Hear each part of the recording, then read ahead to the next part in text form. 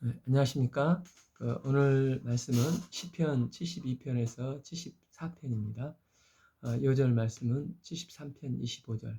하늘에는 주 외에 누가 내게 있으리요? 땅에는 주밖에 나의 사모할 자 없나이다. 시편 72편은 시제는 솔로몬의 시라고 나와 있는데 20절 다윗의 기도가 끝이니라를 볼 때 다윗이 노년의 아들 솔로몬에게 이런 왕이 되기를 원한다 하면서 쓴 솔로몬을 위한 다윗의 시편이라고 할 수 있겠습니다.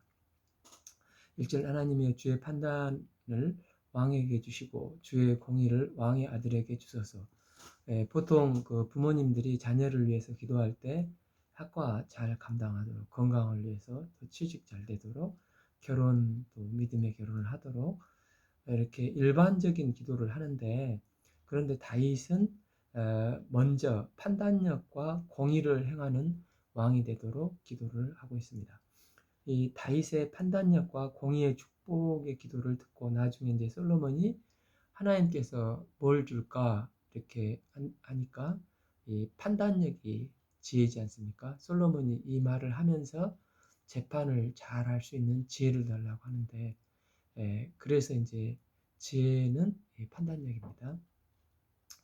우리는 판단해야 될 위치가 이제 놓이게 되면 보통 가까이 하고 아부를 하게 되면 내가 이제 속는 게 아니라 나도 모르게 호감을 갖게 되고 그런 쪽으로 판단을 하기 쉽습니다. 그래서 뭘 판단해야 할 때 한쪽 말만 듣지 말고 양쪽 이야기를 다 들어야 하는 것입니다. 그러니까 창세기 16장에서 하나님께서 광야에 있는 하갈에게 내가 어디서 와서 어디로 가느냐? 내 주인 사레를 피하여 도망하나이다. 그러니까 한쪽 말을 들으면 사라가 100% 나쁜 사람인 것 같지 않습니까? 그런데 그때 물론 이제 아브라함과 사라가 근본적인 인간적인 방법을 해서 원인을 제공했지만 하갈도 임신을 하고 여주인을 멸시하고 쫓겨난 것이지 않습니까? 그래서 한쪽 말만 들으면 절대 정답이 아니고 반대편 이야기도 반드시 들어야 하는 것입니다. 그런데 다 들어도 이제 판단하기 힘들 때가 있습니다. 판단을 유보하고 그때는 이제 지혜가 무궁하신 하나님께 엎드려 기도하면 하나님 어떻게 할까요? 계속 기도하면 하나님께서 지혜를 저에게 주십니다. 또 한 가지는 나는 무엇이 옳은지 그른지를 알고 있습니다. 그런데 이 사람의 행동이 평소 괘씸하고 꼴 보기가 싫습니다. 그래서 이 사람이 분명히 옳은데도 이제 침묵을 하거나 말하고 싶지 않을 때가 있습니다. 다윗은 이제 왕이니까 최고 재판관이 아닙니까? 그래서 이제 왕이 될 솔로몬에게 내가 재판이 판단이 얼마나 힘든지 아는가 하면서 주님께서 아들에게 판단력을 주시고 공정함을 주셔서 재판을 잘할 수 있게 해주십시오. 이렇게 기도를 하고 있는 것입니다. 자녀들 건강도 좋고 취직하고 또 결혼도 해도 기도해 줘야 되지만 우선적으로 판단력과 공정함을 덧입도록 디모데후서 2장 15절 진리의 말씀을 옳게 분별할 수 있도록 그리고 그 공정함을 온전히 행할 수 있는 지혜를 덧입는 자녀가 되도록 기도를 해주는 게 자녀를 위한 최고의 기도라 할 수 있습니다.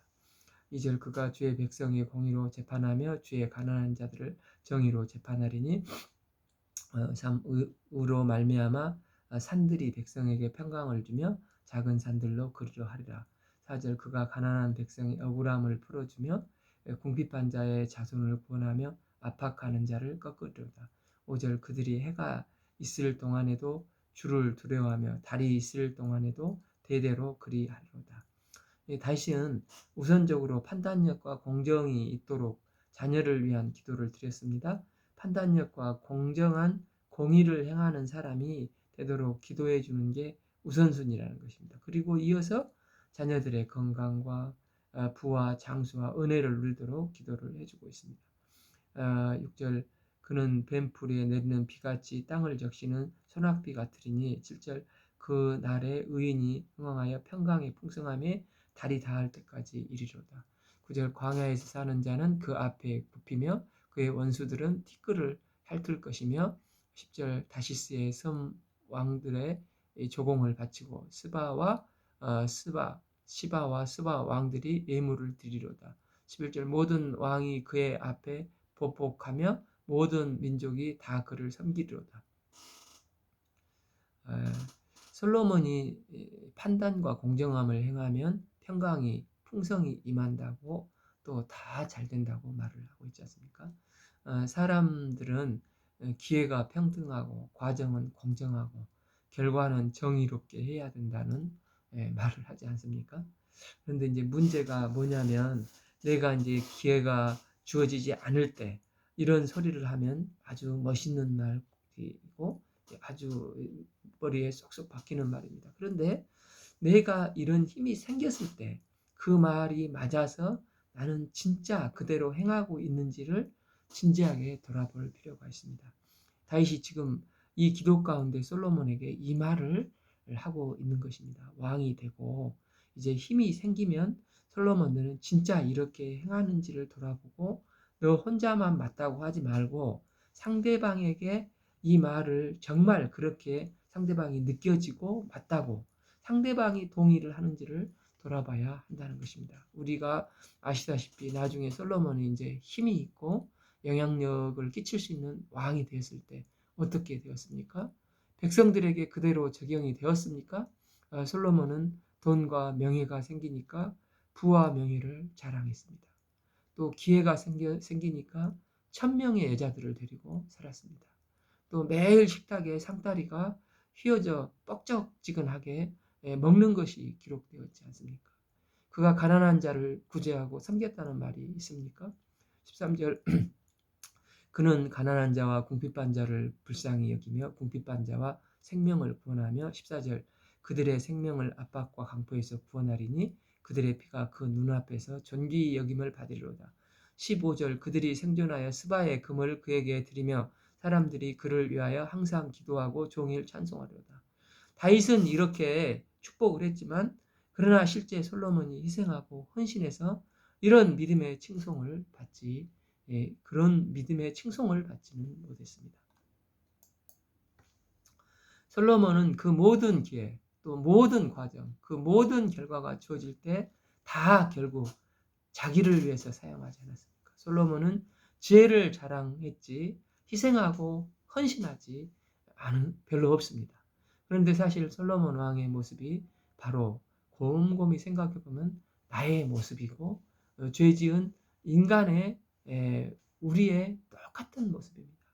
이렇기 때문에 기회와 과정, 결과가 지어질 때 우리는 자기를 부인을 하고 하나님 앞에 겸손히 무릎을 꿇어야 합니다.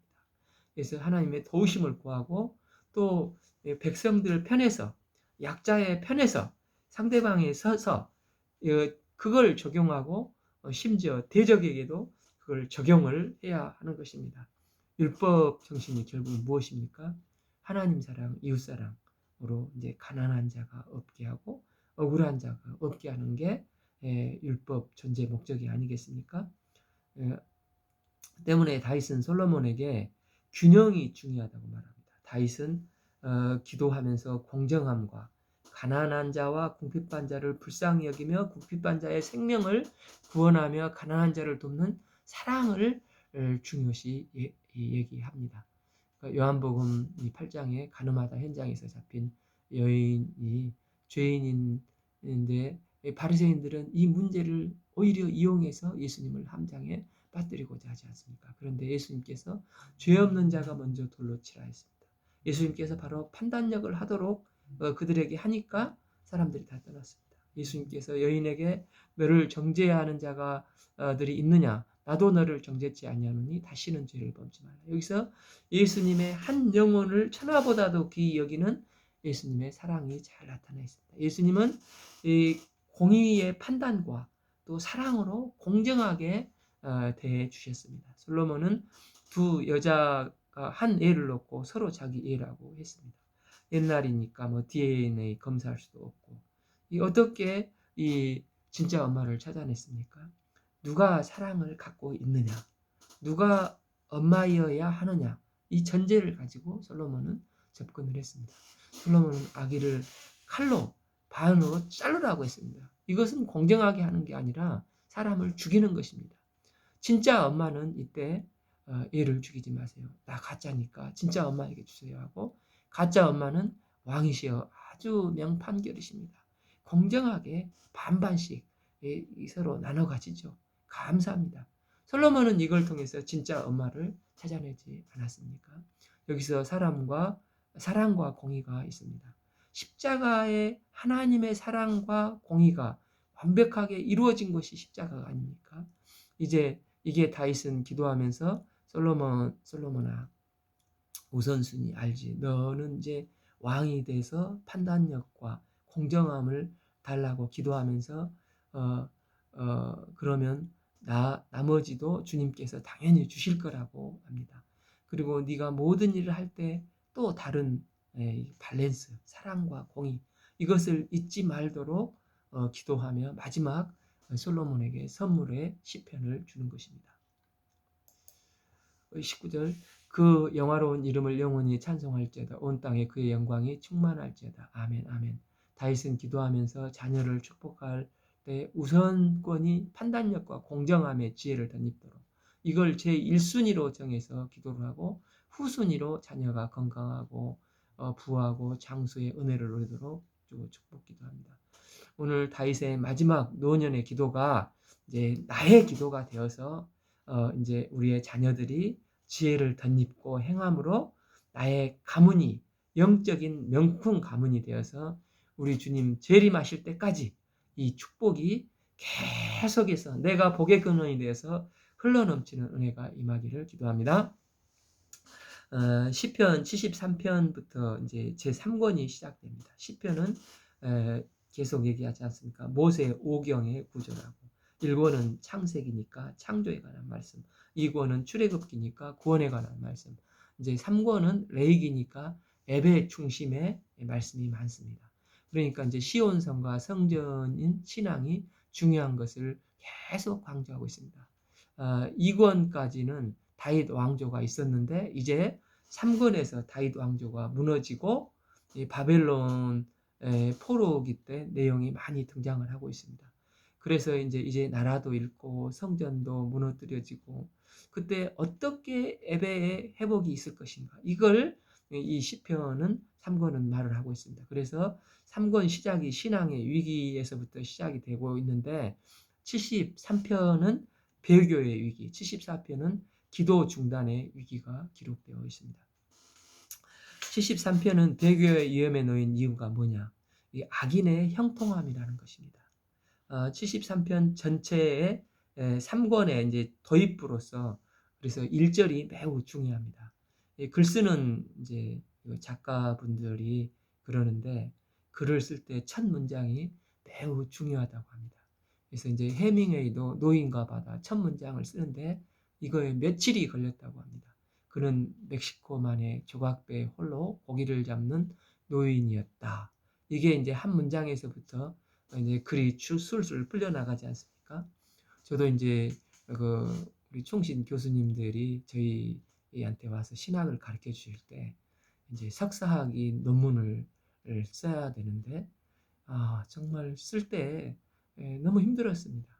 특히 제목과 서론을 잡는데 이것 때문에 한국에 비행기 타고 3번이나 교수님을 찾아뵙고 교정받고 다시 수정하고 제목하고 이 서론만 이런 것을 참 첫 문장이 중요한 것을 깨닫습니다.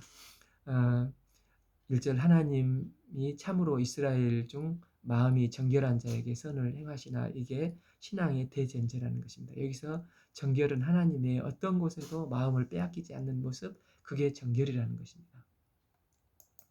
그래서 마태복음 5장 8절 가운데 5번째 복이 마음이 청결한 자는 복이 있나니 그들이 하나님을 볼 것이며, 청결한 것은 하나님 외에 어떤 것으로도 마음을 빼앗기지 않는 것으로 하나님만 쳐다보는 신앙을 말한다고 할 수가 있습니다. 오직 하나님밖에 없습니다 하는 자에게 선을 행하신다는 게 대전제입니다. 그런데 2절부터 그 전제가 깨지는 것이 보이는데 악인들이 잘 되어 보인다는 것입니다.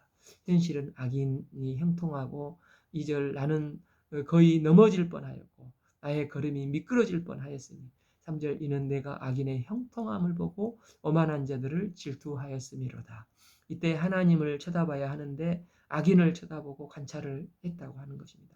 악인들은 4절 그들은 죽을 때도 고통이 없이 죽는 것 같고 5절 사람들이 당하는 고난이 그들에게 없고 사람들이 당하는 재앙도 그들에게는 없어 보이는 것입니다. 또 이처럼 악인이 제멋대로 사는데도 악인은 승승장구하니까 두 가지 특징이 있습니다.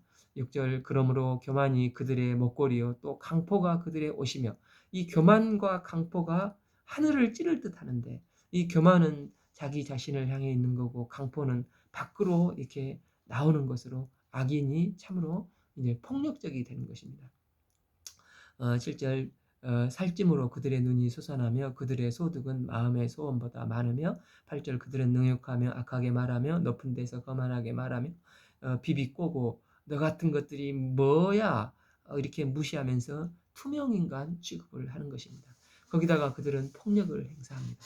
폭력도 한두 번 하다 보면 재미를 붙여서 나중에는 극단적인 폭력으로 진화하지 않습니까? 이게 악인의 모습이라는 것입니다. 8절 너희 능욕하며 악하게 거만히 말하며 9절 그들의 입은 하늘을 두고 그들의 혀는 땅에 두루 다니는도다. 10절 그러므로 그의 백성이 이리로 돌아와서 잔에 가득한 물을 마시며 11절 심지어 악인의 말하기를 하나님이 어찌 알랴 지존자에게 지식이 있으랴 하며 하나님을 대놓고 무시를 하는 것입니다. 그런데 기억해야 될 것은 이 악인에게 하나님께서는 심판의 유예기간을 주신다는 것입니다. 그러니까 누가복음 20장 보면 그 악한 농부가 있지 않습니까? 그래서 이제 종을 첫 번째, 두 번째, 세 번째 보냈는데 다 때려가지고 보내버리지 않습니까? 아무도 그랬는데도 아무 일이 안 벌어집니다. 심지어 이제 아들을 보내면 싹쓸 좀 주겠지 이렇게 했는데 아들까지 죽여버리고 그 포도원을 차지하려고 이렇게 그랬는데도 아무 일이 안 보이고 있습니다. 이게 진짜 아무 일도 안 벌어지는 것입니까? 이제 곧 주인이 와서 그들을 진멸시켜 버리지 않습니까? 악인의 형통함이 이런 것입니다. 분명히 하나님을 떠나 너무 잘돼 보이고 기고만장하지만 악인은 이미 사형 선고받고 하나님의 심판을 잠시 유보하는 유예기간으로 곧 멸망하게 되는 것입니다. 바빌론이 제일 강했을 때 멸망했고 아수르도 또 제일 강했을 때 멸망하지 않았습니까? 하나님은 다만 마지막으로 회개하고 돌아올 기회를 줘서 심판을 잠시 유예시키고 있는 것일 뿐입니다. 그러나 믿음이 연약할 때 이것을 모르고 감당하지 못하는 경우가 있다는 것입니다. 그때 악인이 그렇게 강포하다가 그걸로 끝나면 좋은데 악인의 이런 교만과 강포가 신앙인들에게도 영향을 끼쳐서 신앙이 흔들린다는 것입니다. 12절 볼지어다 이들은 악인일지라도 항상 평안하고 재물은 더욱 불어나도다. 13절 내가 내 마음을 깨끗하게 하며 내 손을 씻어 무죄하다 한 것이 실로 헛되도다. 14절 나는 종일 재난을 당하며 아침마다 징벌을 받았도다. 나는 신앙생활을 잘했는데도 되는 일이 하나도 없고 징벌 같은 이 고난 가운데서 죽게 됐는데 이런 상황에서 악인은 왜 저렇게 잘 풀리고 잘 나가는지 악인이 너무 부러운 것입니다. 부러우면 또 동화가 되고 나중에는 그걸 이제 매력으로 느끼고 부러워하다가 1절 정결한 자에게 복을 주신다고 하나님만 바라보라고 하는데 이 악인이 잘됨을 보고 이제 1절의 대전제가 흔들려 버리고 결국 배교의 위험까지 빠질 수가 있다는 것입니다. 16절 내가 어쩌면 그를 알까 하여 생각한즉 그에게 내게 심한 고통이 되었다니 이렇게 신앙이 흔들린다는 것입니다. 그런데 이제 17절부터 대반전이 일어납니다. 17절 하나님의 성소에 들어갈 때에야 그들의 종말을 내가 깨달았나이다. 언제 반전이 일어났습니까? 성소에 들어갔을 때에야 깨달았다는 것입니다. 성소가 무엇입니까? 여기서 장소의 개념보다 이제 하나님의 임재가 있는 곳으로 내가 하나님을 만났을 때 깨닫게 되었다는 것입니다. 그때 하나님은 내 계획대로 움직이는 것이 아니라 하나님의 계획대로 움직이신다. 하나님은 최종적으로 승리를 주시지만 하나님의 계획대로 해서 나에게 승리를 주시는 것을 깨닫습니다. 18절 주께서 참으로 그들을 미끄러운 곳에 두시며 파멸에 던지시니 여기서 주께서 하시는데 그동안 이제 시험 들었던 이유가 주님을 쳐다보지 않고 악인을 쳐다봤기 때문에 시험이 든 것입니다. 성전을 바라봤다는 것은 이제 시선을 악인에게서 이제 하나님으로 옮기는 그 순간 하나님의 시선으로 하나님의 관점으로 이 모든 것을 보니 이제 전체를 보니까 악인들이 근사하고 어 근사한 근시적으로는 짧게 보니까 잘 되는 것 같지만 큰 텀으로 하나님의 관점에서 보니까 19절 그들이 갑자기 황폐되었는가 놀랄 정도로 하나님은 그들을 시키신다는 것을 보게 됩니다. 더 크게 보면 뭡니까? 이 땅에서 다가 아니라 그러니까 마치 그 누가복음 18장 부자와 나사로를 보면 이 땅이 다가 아니지 않습니까? 부자 나사로는 이 땅에서 전혀 고난을 당하지 않고 잔치 벌리다가 그냥 별 문제 없이 잘 먹고 잘 살다가 죽었습니다. 만약에 부자와 나사로 문제를 우리가 전혀 성경을 모른다면 하나님을 믿으면 뭐해? 이 부자처럼 살다가 가면 유익하지 하고 쉽게 생각할 수가 있습니다. 그런데 성경은 그 다음 장면을 뭐라고 하시는 것입니까? 지옥에 떨어진 부자가 얼마나 고통스러운지 그 소원이 무엇인지를 보여줍니다. 손가락 끝에 물방울 한 방울만 묻혀달라고 하는 것입니다. 우리가 지금 물방울 한 방울의 기쁨을 느낍니까? 그런데 그가 지옥에 있을 때 지옥은 그런 곳이라는 것입니다. 제가 지옥의 형제들에게 전도하면 여기 오면 안 된다. 절대 오면 안 된다고 절규하지만 이제 이미 때는 늦어버렸고 다시는 영원히 기회가 오지 않지 않습니까? 이게 성공이라 생각이 되고 이 부자가 우리는 부럽습니까? 비록 이 땅에서 세상 사람들이 볼 때 존재감이 부족하고 을지라도 끝까지 믿음을 지키고 아브라함의 품에 안긴 거지가 훨씬 더 영광스러운 것을 보여주고 있지 않습니까? 그러니까 성서에서 깨닫는 것이 뭡니까? 우선 이제는 성령께서 깨닫게 해주셔서 말씀을 듣고 깨달았지 않습니까? 그러니까 악인의 형통 같은 것에 마음이 전혀 쓰이지 않는 것입니다. 때문에 우리는 늘 말씀을 붙들고 또 성경이 보여주는 것을 볼 때 믿음의 승리를 이룰 수가 있습니다. 20절 주여 사람이 깬 후에 꿈을 무시함과 같이 주께서 깨신 후에 그들의 형상을 멸시하리이다. 23절 내가 항상 주와 함께 하니 주께서 내 오른손에 붙으시나이다. 그 다음에 신앙 회복 이야기가 나옵니다. 14절 주의 교훈으로 나를 인도하시고 후에는 영광으로 나를 영접하시리니 하늘에서는 주 외에 누가 서 있으리요 땅에서는 주밖에 내가 사모할 자 없나이다. 이 고백을 합니다. 29절 내 육체와 마음은 쇠약하나 하나님은 내 마음의 반석이요 영원한 분기시로다. 우리는 해고되고 해고 통보를 받은 청지기와 같은 삶을 살아야 합니다. 때문에 내게 지금 한시적으로 주어져 있는 이 고난을 가지고 빨리 탕감하고 건강할 때 베풀고 또 전도하고 또 선교하고 이렇게 해야 하는 것입니다. 27절 무릇 주를 멀리하는 자는 망하리니 음녀같이 주를 떠난 자는 주께서 멸하셨나이다. 28절 하나님께 가까이 함이 내게 복이니라. 내가 주 여호와를 나의 피난처로 삼아 나의 모든 행적을 전파하리다. 이제는 전도하면서 선교하면서 살겠다고 하는 것입니다. 내게 주어진 생명, 이 기회, 이 건강, 재산을 내 선에서 탕감하고 베풀고 모든 행적을 전파하고 주님의 영광을 드러내겠다고 결단을 합니다. 이제 시편 74편은 느부갓네살 왕이 성전을 파괴했을 때 상황으로 기도에 관한 상처가 됐을 때 지은 시입니다. 성전이 무너지는 것을 보면서 얼마나 많은 기도를 했겠습니까? 하나님이여 주께서 어찌하여 우리를 영원히 버리시나이까. 어찌하여 주께서 기르는 양을 향하여 진노의 연기를 품으시나이까. 하나님께 이 참 간절히 기도했는데도 불구하고 어떻게 이렇게 성전이 이 불타버리는 일이 벌어질 수 있는가, 이렇게 탄식하며 절규하고 있습니다. 2절 옛적부터 얻으시고 성량하신 주의 기업으로 지파로 삼으신 주의 회중을 기억하시며 주께서 계시던 시온산도 생각하소서. 3절 영구히 파멸된 곳을 향하여 주의 발을 옮겨 놓으소서. 원수가 성소에서 모든 악을 행하였나이다. 그래서 파괴된 바벨론 군인들은 기고만장하고 또 표적은 보이지 않습니다. 또 에베 초소가 불타 없어져 버렸습니다. 4절 주의 대적이 주의 회중 가운데서 떠돌며 자기들의 깃발을 세워 표적으로 삼았으니 5절 그들은 마치 도끼를 들어 살림을 베는 사람 같으니이다.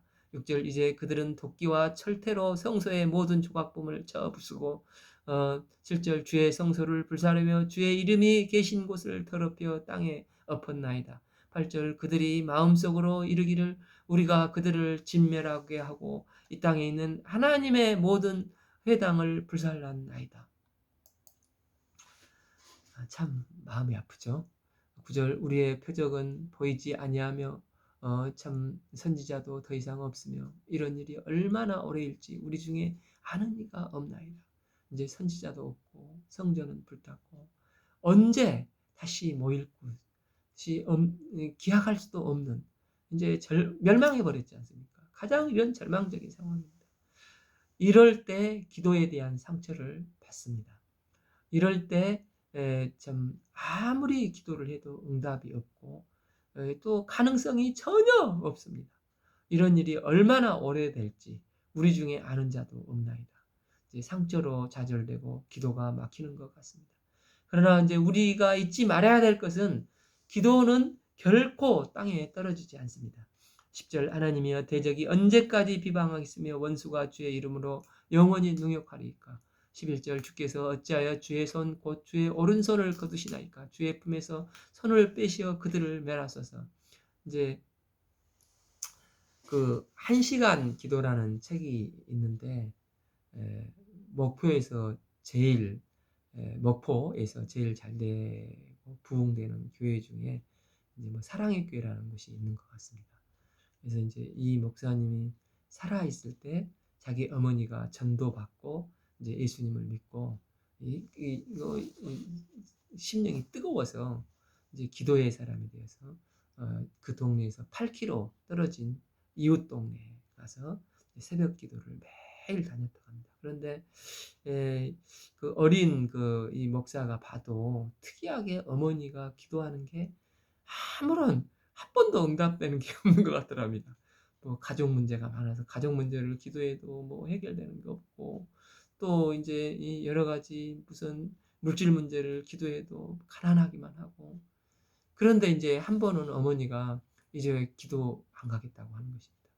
중2 때 이제 아들이 이제 왜 집에서 기도를 하려고 합니까? 그러니까 나 이제 집에서 기도하란다 이렇게 하더라는 것입니다. 그러니까 나중에 알고 보니까 어머니가 막 대성통곡을 하면서 내가 교회를 갔더니 어떤 아무개 집사가 너를 보니 기도를 해도 별것 없다. 도대체 얼마나 믿음이 없으면 그렇게 기도를 해도 이렇게 응답이 없냐 하면서 너 때문에 교회가 부흥이 안 된다. 너같이 열심히 기도하는데 응답이 없는 걸 보니 너 때문에 기도를 해도 소용이 없다 하는 샘플이 되니까 네가 없어야 교회가 부흥이 된다. 이런 그 상처받는 얘기를 했다는 것입니다. 그래서 너무 낙심이 돼서 이제 집에서 기도를 하란다 이렇게 기도를 했다가 또 이제 일주일 만에 다시 교회에 가셔서 기도를 하는데 어머니 일생 내내 이렇게 간절히 기도를 하고 기도에 큰 응답을 받지 못한 것처럼 보였다는 것입니다. 그런데 이제 어머니가 평생 기도하면서 사셨는데 이 아들 목사가 이제 목사가 돼서 걷지도 못하고 아주 약하신 분인데 잔잔히 쉼없이 그 교회가 부흥이 돼서 그 도시에서 제일 큰 교회 중에 한 교회로 부흥을 하더라는 것입니다. 그래서 이 원인을 아무리 생각해도 찾을 수가 없는데 다만 살펴보면 어머니의 기도가 아들 대에서 신기하게 하나씩 하나씩 이루어지더라는 것입니다.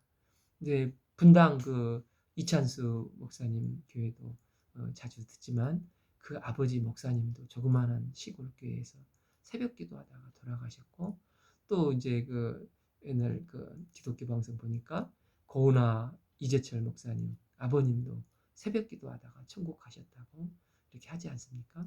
그러니까 이제 디엘 무디도 친구 몇 명의 구원을 위해서 정말 기도를 했는데 마지막 한 친구 몇 명 친구가 회심을 안 했는데 죽은 후에 몇 년 있다가 결국 다 그들이 주님께 회개하고 돌아왔다고 하지 않습니까? 이처럼 우리가 낭망치 않고 기도하면 하나님은 내 대가 아니라 후대에 가서라도 반드시 그 기도를 응답해 주시는 분이시라는 것입니다.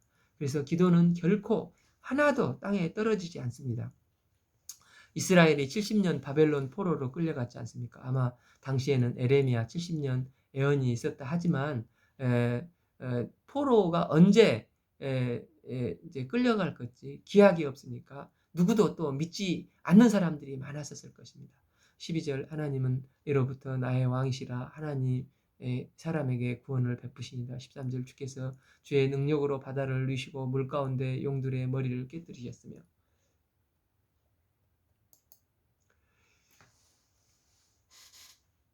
그런데 그들이 했던 것이 무엇입니까? 낙심하지 아니하고 계속 기도를 했습니다. 그리고 대표적으로 다니엘서 6장을 보면 사자굴에 집어넣겠다고 하는데도 계속해서 다니엘이 기도를 했으니까 무슨 말입니까? 기도를 중단하지 않는 신앙적인 전통이 그 조상들부터 계속 물려받아서 다니엘이 이런 기도의 바톤을 이어갔던 것입니다. 그랬더니 기도가 마침내 이루어져서 1차 스룹바벨, 2차 에스라, 3차 느헤미야를 걸쳐서 다시 이스라엘로 돌아오지 않습니까? 3대, 4대 후에 그들이 이 기도의 응답으로 돌아왔습니다. 정말 쉽지 않는 것이 아닙니까?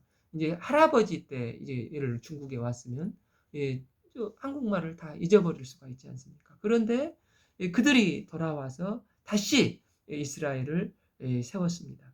그러니까 기도가 중단되지 않으면 반드시 때가 되면 하나님의 응답의 역사가 있다는 것입니다. 이사야서 62장 6절 여호와로 기억하게 하는 자들아 너희는 쉬지 말며 기도하며 느낌이 우리가 하나님께 기도하면 하나님이 기억하시는 것 같고 안 하면 기억을 안 하는 것 같고 7절 또 여호와께서 이로 쉬지 못하게 하라. 그러니까 우리가 막 기도를 해야 하나님께서 기억하시고 우리가 막 기도를 해서 하나님이 쉬지 못하게 하는 것 같은데 이 말씀은 사실 반대 말씀입니다. 하나님이 왜 기억을 못 하시겠습니까? 우리가 막 기도함으로 말미암아 하나님이 기억하는 게 아니라 내가 기억한다는 것입니다. 기도하는 사람만 기억을 합니다. 그리고 내가 막 기도하면 하나님을 쉬지 못하게 한 게 아니라 사실은 내가 쉬지 않고 일하는 것입니다. 지금도 기도하는 사람이 기억을 하고 하는 거고 기도하는 사람이 쉬지 않고 일하는 것입니다. 그래서 기도가 중단되지 않으면 하나님은 때가 되면 반드시 이루어주시는 분이십니다. 12절 하나님은 이로부터 나의 왕이시라. 사람에게 구원을 베푸셨나이다. 13절 주께서 주의 능력으로 바다를 나누시고 물가운데 용들이 머리를 깨뜨렸으며 14절 리오야단의 머리를 부수시고 그것을 사막에서 사는 자에게 음식물을 주셨으며 15절 주께서 바다를 쪼개어 큰 물을 내시며 주께서 늘 흐르는 강들을 마르게 하셨나이다. 16절 나대 주의 것이요 밤도 주의 것이라. 주께서 빛과 해를 마련하셨으며 17절 주께서 땅의 경계를 정하셨으며 주께서 여름과 겨울을 만드셨나이다. 지금 성전이 다 불타버리고 절망의 상황 속에서도 이 사람들이 이렇게 스피릿 있게 기도를 하고 있지 않습니까? 그들은 하나님께서 과거에 행하셨던 일을 기억하면서 걔들을 계속해서 기도를 하고 있습니다. 기도 없는 그러니까 이제 우리나라의 통일 또 일이 되면은 이상한 나라가 될 수가 있습니다. 또 기도 없는 선진국 이게 이제 과연 좋겠습니까? 시편 73편에서 볼 때 악인의 형통을 악인이 하나님 안 믿는 것을 악이라고 하지 않습니까? 그들은 기도를 안 하는 것입니다. 마지막 그러다가 결국 망했지 않습니까? 반면에 지금 상황은 반대로 포로로 끌려가고 성전이 불타고 험난한 상황입니다. 그런데 기도가 계속 되어지고 있습니다. 그러면 최종 승리를 누가 하는 것입니까? 악인의 형통입니까? 고난 속에 기도하는 사람입니까? 지금은 처참한 상황일지라도 기도가 있으면 기도는 반드시 살아나게 됩니다. 껍데기가 아니라 본질을 보라고 하는 것입니다. 우리가 계속 기도를 통해서 최후 승리를 하는 주님의 자녀들이 될 수 있기를 기도합니다. 22절 하나님이여 일어나 주의 원통함을 푸시고 우매한 자가 종일 주를 비방하는 것을 기억하소서. 23절 주의 제적들이 소리를 잊지 마소서. 일어나 주께 항거하는 자의 떠드는 소리가 항상 주께 상달되나이다. 오늘 말씀은 시편 72편에서 74편까지 읽겠습니다. 감사합니다.